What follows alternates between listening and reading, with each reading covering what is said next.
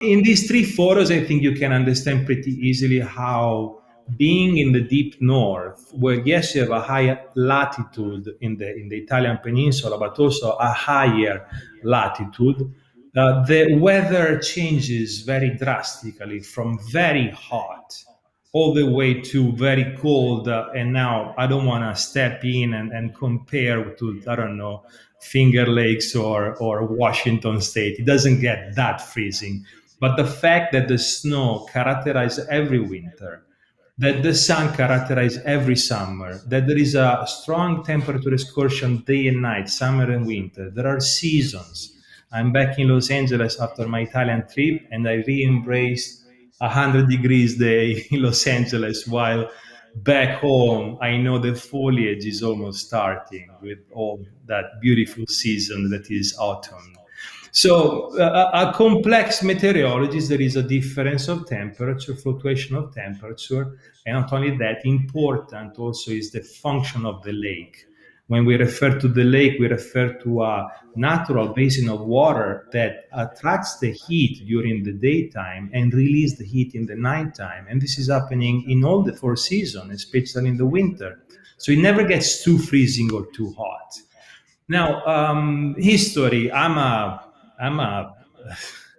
I major in political science and historical parties and mass communication. So for me, it's too easy to talk about history. I'm going to try to be a good boy and just mention a few important facts. But first of all, the etymology, Franciacorta. Nothing to do about Francia, about France, the country. Even if the etymology of the two words, the country and the district here, takes origin from the idea of free courts, areas exempted from taxes.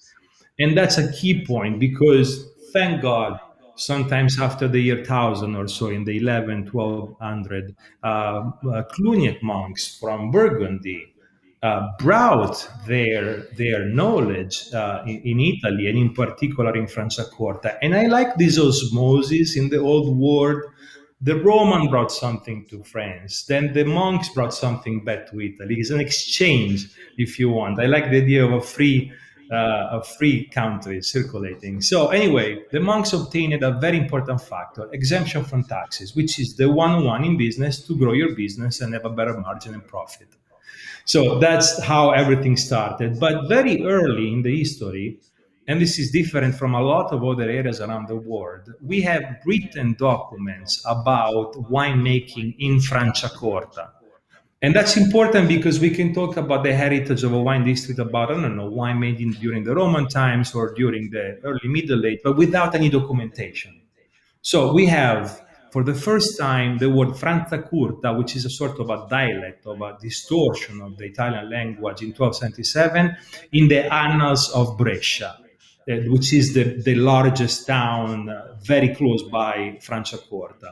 And from there on, there is a strong production of documentation, such as the one in 1567 of Erba Mat grape, which we're going to talk later, an old grape, local grape, very recently reintroduced in production by a local agronomist, Mr. Gallo,